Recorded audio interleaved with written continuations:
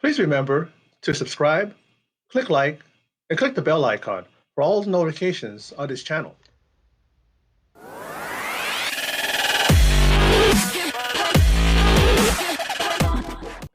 All right, so let's go over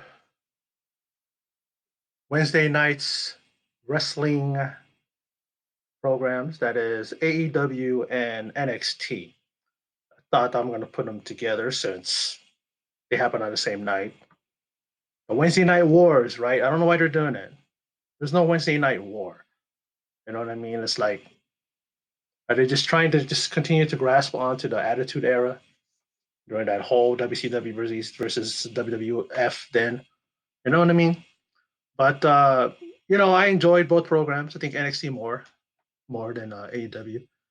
What I take away from AEW is three things, and that's all I'm going to talk about. I'm not going to go over every match, unlike NXT, where I'm going to go. I'm going to go match for match. Not too long on them, just the points of it. Who won, who was in the match, who won, all that. AEW, I'm directing this towards you guys, Cody, the Bucks, Omega, Tony Khan. Why is it that you give Shida, amazing wrestler? I put her right up there with Asuka and Kairi Sane and Io Shirai. I think she'd fit in WWE, but she's in AEW. She's one of their cornerstones when it comes to their women's division. She gets a number one contender. She was in a fatal four-way and she won it. And she's the number one contender. She was even acknowledged. I don't know, it was Tony or it was Tony Shivani or it was JR. They acknowledged it. I'm like, okay, cool. At least they acknowledged it. But then why is it that she's not in a title match? I think she won it. Did she win it before Statlander just walked up to Nyla Rose and booped the fucking title, right? But she's had a number one contender match before and won it, and I don't know if she left or she had some emergency where she couldn't compete, and so they put someone else or had another match for the number one contender. She gets overlooked a lot. Is there something wrong? Are they not confident in her? She gets a good pop every time she comes into the arena. Every time everybody sees her, including myself, love seeing Shida. And she's just being overlooked.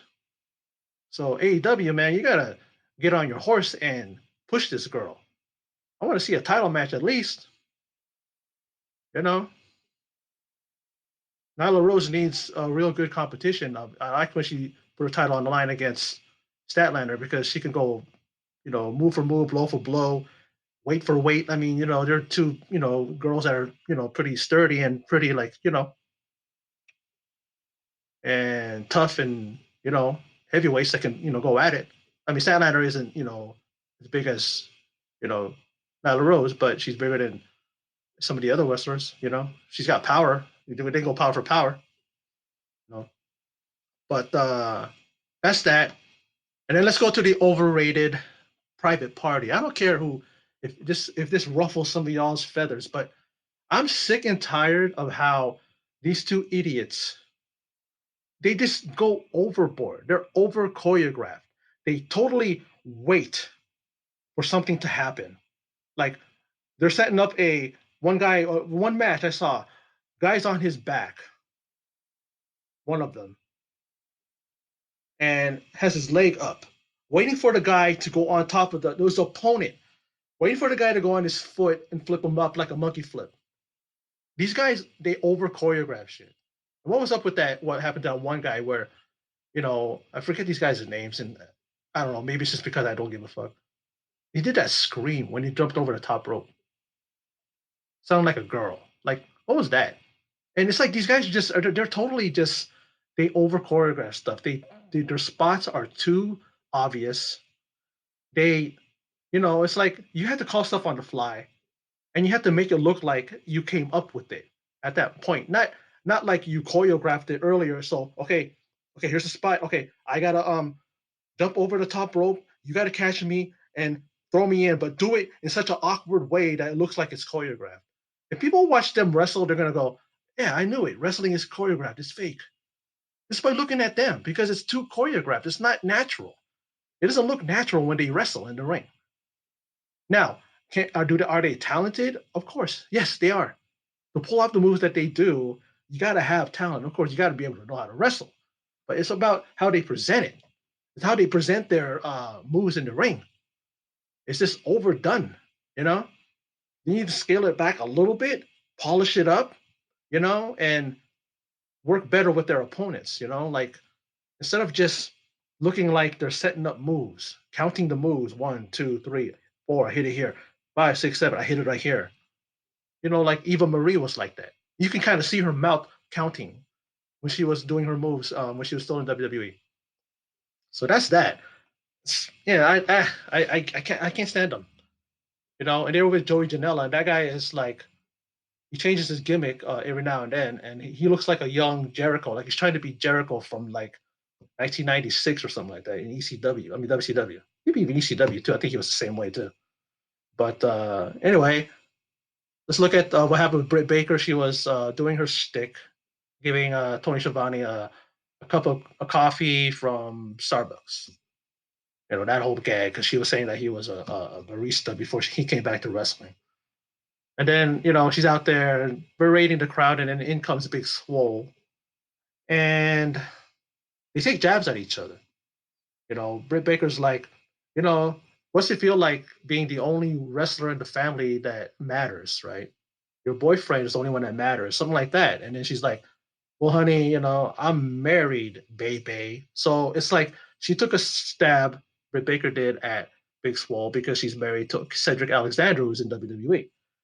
And then she took a stab, Big Swole did, at a jab at Britt Baker because she's dating Adam Cole. So that's where the Bay comes in, you know. But I think Adam Cole is definitely comfortable in this role, and he's definitely going to be pushed. Cedric Alexander, whenever I don't know if he's one of those guys that re-signed because he had that thing where everybody was getting contracts and he signed for like 5 years or something like that, 3 to 5 years, something like that. He needs to go to AEW or leave WWE because they're not doing nothing with him. And he's a great wrestler, great performer. I'm sure he's a good guy too in real life, and he's frustrated. His Twitter, even his Twitter, like what do you call it? His Twitter, like totally expresses that he's just, really, really just, annoyed. But overall, it was a decent show. You know, we see what happens with the private party attacking Nick Jackson and Cody and the rest of the elite going after them. They go to the hospital. They come back. A big old brawl at the end, and it's setting up for the blood and guts. And the rules are just the same as for war games. It's like how WWE does the rules. They do it. I think there was one thing that's different. They said that the only way that you can eliminate your opponent is by submission or surrender. It didn't say pinfall, so that's kind of like, what is that about? You know what I mean? Surrender? Is that give up, or did they forget to put pinfall? I don't know. Maybe that's their way of doing it differently. You gotta make them submit, make them quit. Those are the two only things or stuff. Because it didn't say pinfall, but that was AEW. Let's move on to NXT. We had two title matches. Keith Lee defending the North American title versus Cameron Grimes. And Cameron Grimes pretty much is like a coming out party for him. Really did well. I mean, he's not that he hasn't been doing well, but did really well in this match. And it looked like he was setting Keith Lee for a loss. That cave in. You know what I mean? That stomp that he does to people's chest. But you know, but in the end, Keith Lee hits the Big Bang catastrophe. But then he is attacked by Damian Priest, who is then chased off by Dominic Dijakovic.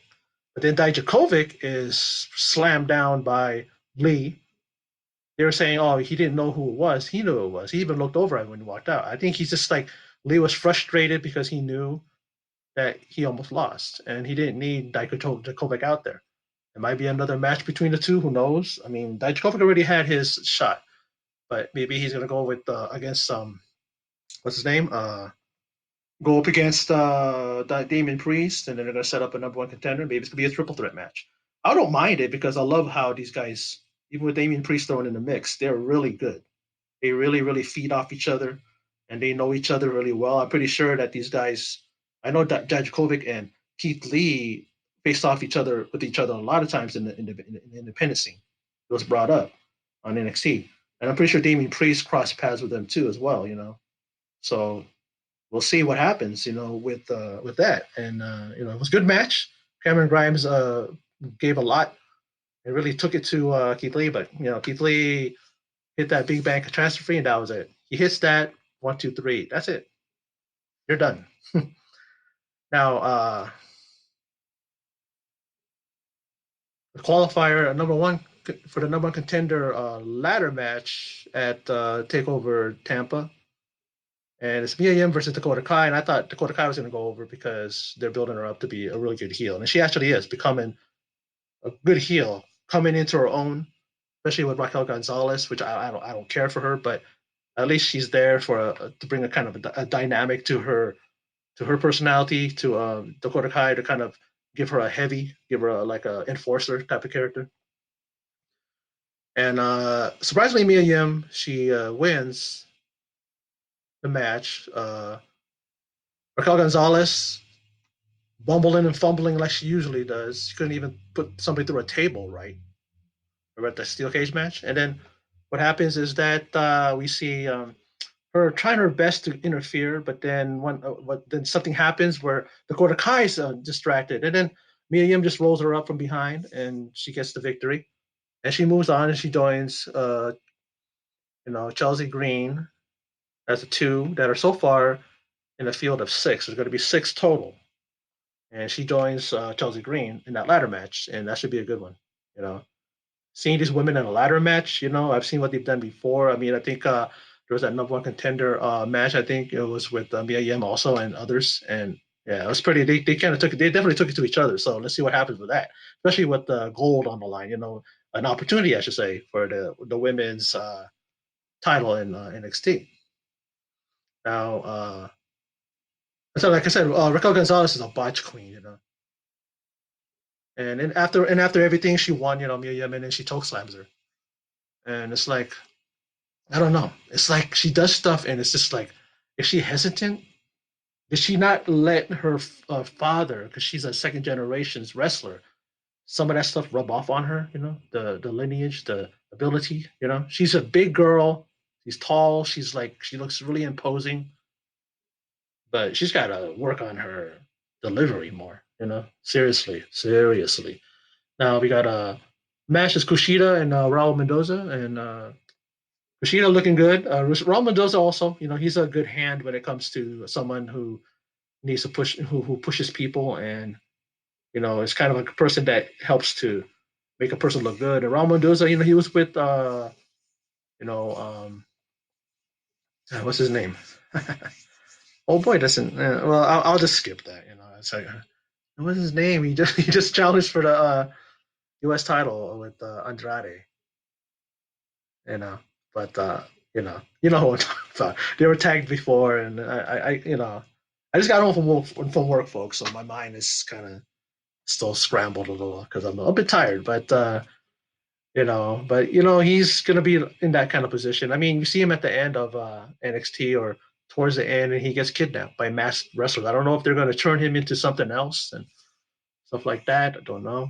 That's one of those things. Whereas they're gonna probably try to make something out of it and push Mendoza in a certain way so that I don't know what that was. I mean, even the commentators were kind of befuddled. They were kind of like, "Oh, what's going on here?" And they couldn't even explain it. But then we have a backstage segment. Tyler Breeze, he's been there since the beginning of the Performance Center because that's where it's coming from, the PC, and it looks great. I love how they set it up, and they could easily have the NXT from there all the time. It looks really good.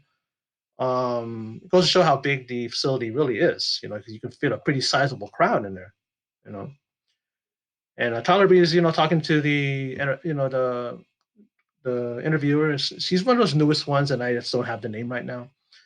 talking about the history and stuff like that. And in comes Austin Theory, and they have words, and he's talking about how he's only 22 years old, and almost like a little jab to Tyler Breeze. Tyler Breeze is what, in his mid 30s, and according to a guy like that, yeah, oh, you're old, you're old, dude, like kind of a thing. And Tyler Breeze takes a picture of him, and then Austin Theory's like, "What are you doing? Why you took my picture?" I go, "Yeah. See, look at it. Looks good, right?" And Austin Theory's like that, and he goes, "I just want to look at what it's like to. I want to know what it's like to look at a flash in the pan." And walks off.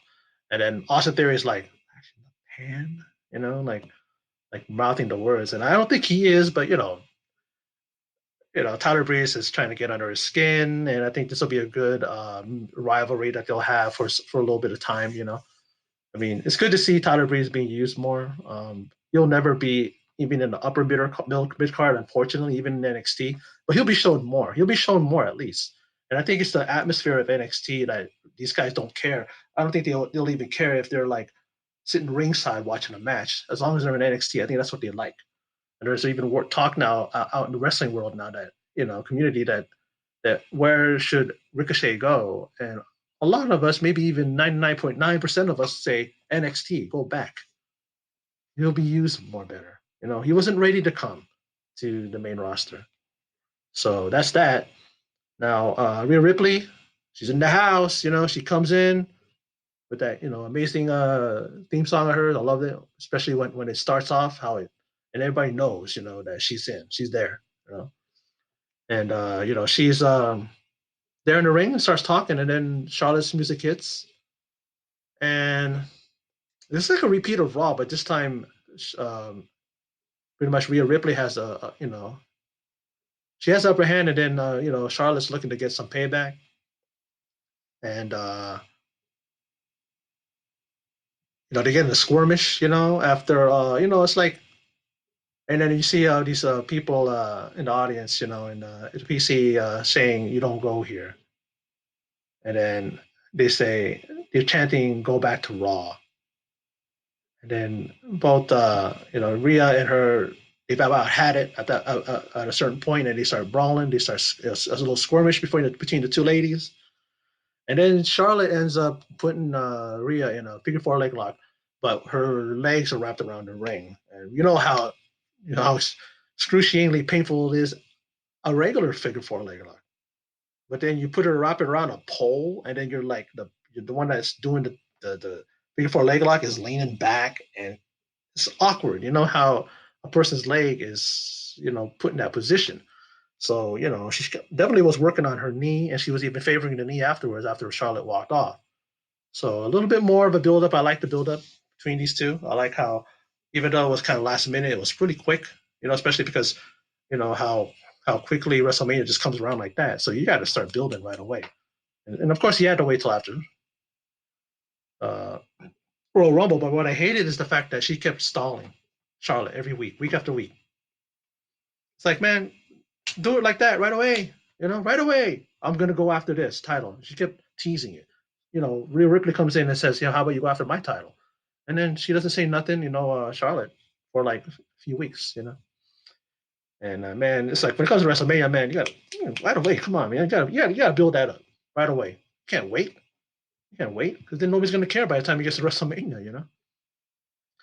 Now let's go to the next qualifier for the number one contender ladder match for the women's title at Takeover Tampa.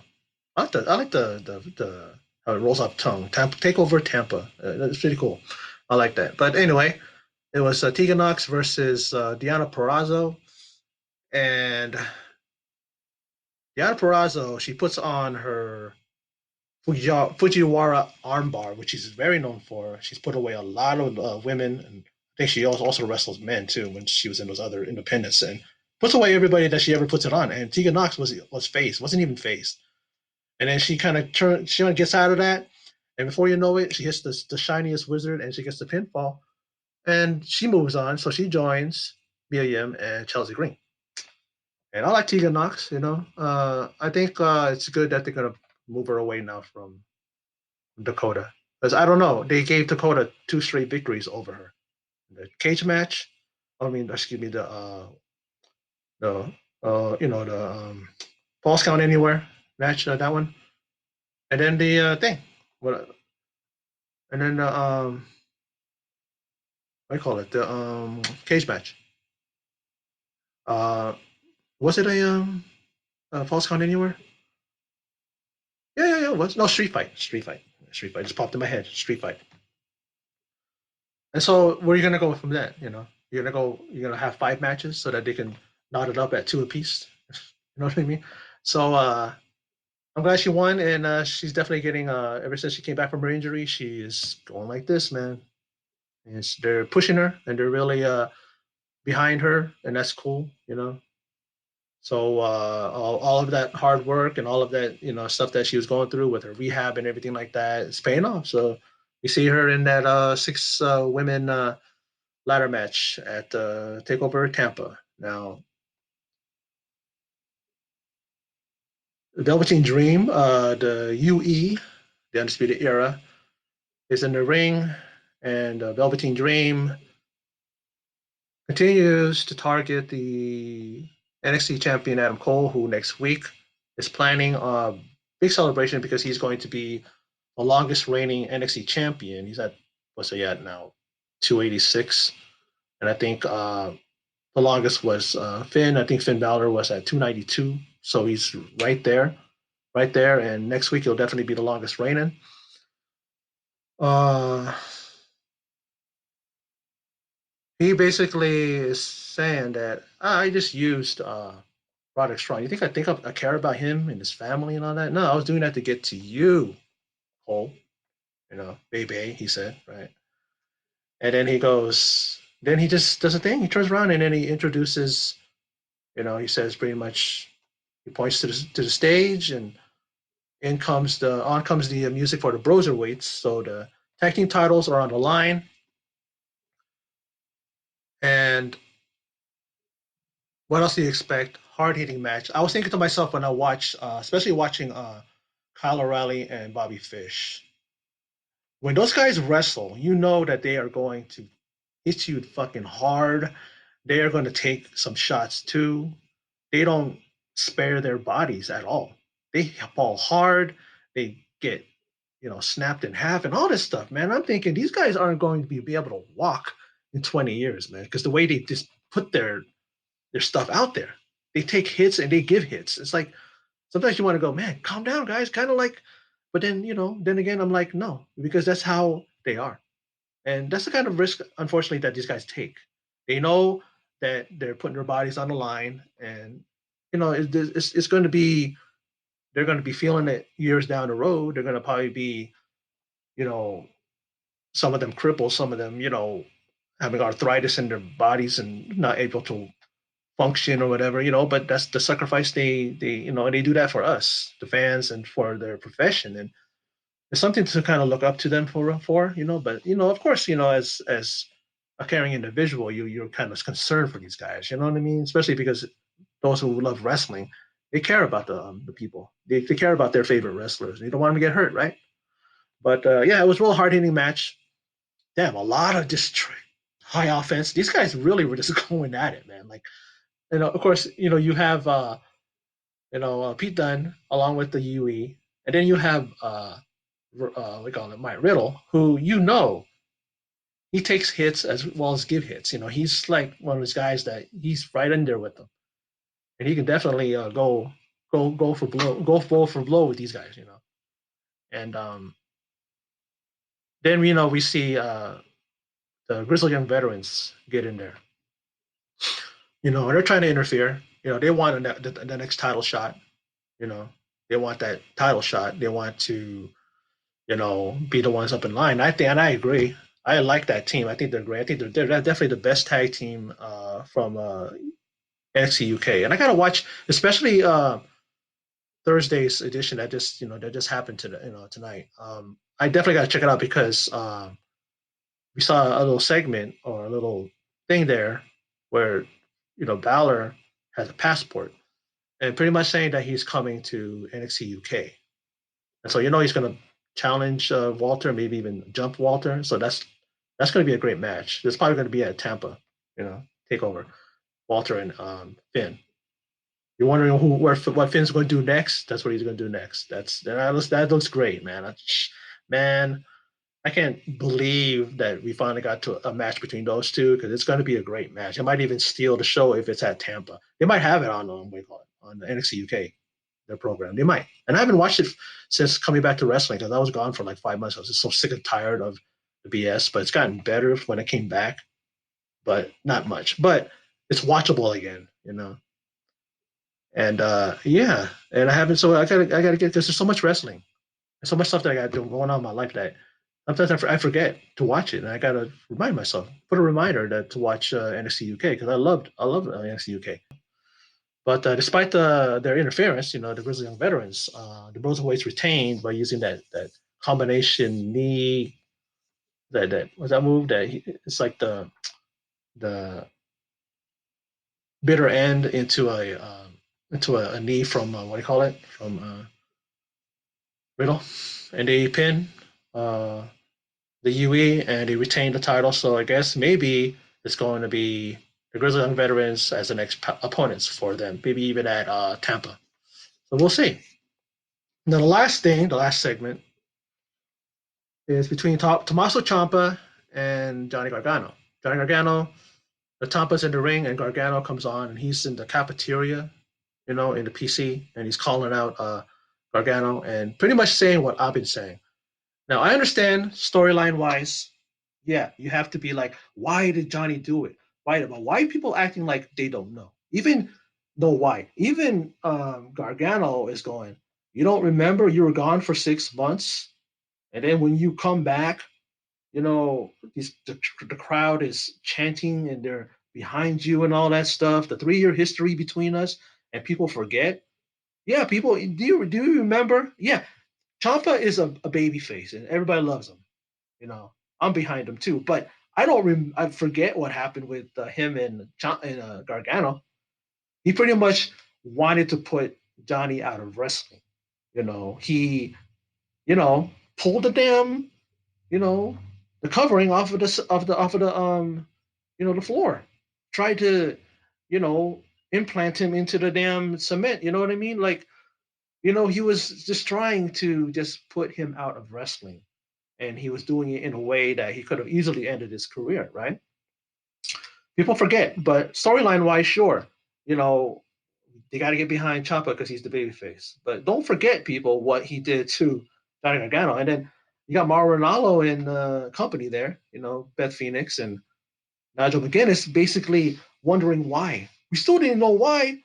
Like, I heard him say it at the end. And I'm like, he was saying it in the ring, or not in the ring, but when he was in the cafeteria, you know, the break room area, where we call it. You hear him, but then, it got kind of faded out because then Champa's heading to the back because he knows where he's at.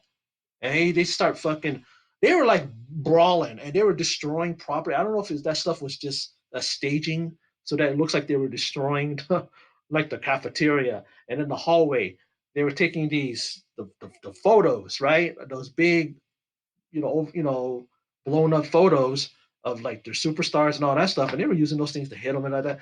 They were in the gym and they were using the weights to try to beat each other up with them. They threw, Gargano got thrown through a mirror and it shattered. And here I am thinking, like, man, these guys are going to get heavily fined.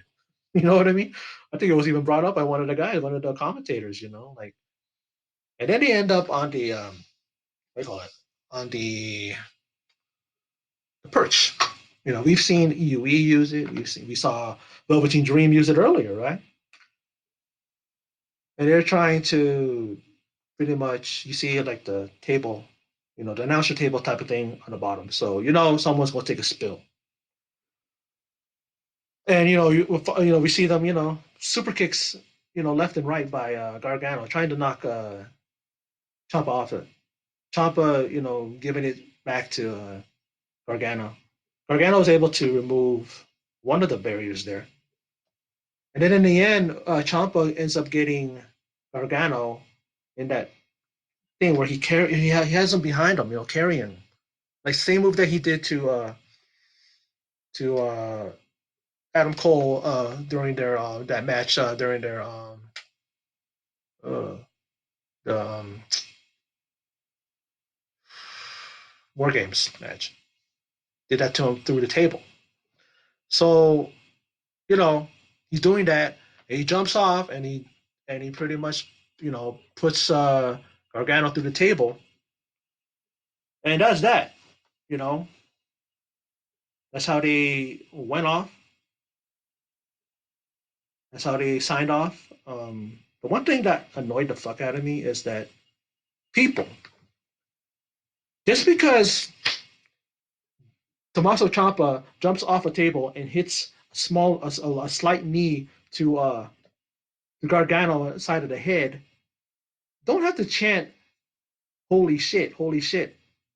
It's like, yeah, it was a devastating move, but a holy shit, and he didn't even hit him that hard with that. And then we see that's the thing. I don't know about why. And then when we see Gargano, Ciampa hit that move off of the perch onto the table below or onto the announce table below, not one holy shit. And then we start hearing it maybe 30 seconds later. That is the holy shit moment.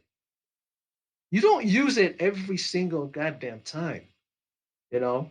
Not everything is a holy shit moment. And also, Mauro Ronaldo, I don't know if he's trying to brand or trademark Mamma Mia, but there are times where he'll say Mamma Mia, and it's just somebody who just jumped off the apron onto somebody on the floor. There was one time somebody did a move and it was so minuscule, so minor, and he did a Mamma Mia. I'm going, Morrow. It's like it was. I think McMahon got to him or somebody got to him and said, "Do that often. Do it often." Because you know how those guys are about trademarking, branding, and making something part of a show that that everybody looks forward to. Oh my God, he's gonna say Mamma Mia, but why is he saying Mamma Mia when it's such a small minor move performed? And that was one time, seriously, a move that was like, holy shit, I'm like that. He didn't even do a Mamma Mia. Like, I don't know, fill me in. Is he supposed to do a Mamma Mia at certain times? Maybe that's what he's doing, but I don't know. I was like going, what the hell are you Mamma Mia for? Mamma Mia, no, you know? Hey, there was one time, like I said, he did it, and it just didn't make sense like, to do it. You can't always do it, Maro. That's your takeover saying. You should reserve that for a takeover, and at a really crucial moment where a big ass move was pulled, you know, a big finisher was pulled off, and then you could say it. Remember that when it was him and who was that? Percy Watkins. And that was the one thing that they were showing on Twitter and all that stuff, where he's just jumping up, going "Mamma Mia," and then Byron, and then Percy Watkins was jumping up and down, and that was like a great moment. But then I think he's kind of getting to the point where it's starting to be a hack thing, where he's doing it all the time because that's his line, that's his saying, that's his catchphrase. There you go. McMahon wants a catchphrase. Triple H wants a catchphrase. Say it every other move. No, it shouldn't even be the case. You know. But yeah, it was pretty wild NXT. I enjoyed it. They should do it from the PC more, But I keep saying hashtag road trip, and I guess that's what it was. It was a road trip, I don't know, but they should do that more. And I think it really, really is. It has a great atmosphere. The PC is really just great atmosphere. For that type of event. You know, I mean, they have Full Sail, and Full Sail is definitely a great place to be. That's their home when it comes to their shows. But it was great show. I was wondering how it would come off, and it came out great. And it's really shaping up, probably better than just WrestleMania. Takeover is shaping up, taking shape really well, and the matches that they got set up are great. And I'm looking forward to it. You're hearing these rumors now that WrestleMania is going to probably be canceled because the whole coronavirus. I mean, they're canceling events left and right, and they may even cancel WrestleMania, like I said. But we'll see what happens if that's going to happen. But anyway, that's my I guess I can call it review results and thoughts on AEW and on NXT. I enjoyed the program. I think NXT was better than AEW. The AEW has some great things going, So did NXT. So it's basically a win-win because it was entertaining on both shows. Anyway, that's my video, and for those of you who stopped by and checked it out, I appreciate it, and I always appreciate your support. And please continue to press click subscribe and click that like button, bell icon, and share the video on whichever platform you use, Twitter, Facebook, what have you. And that's that. So in closing, and as always, take care.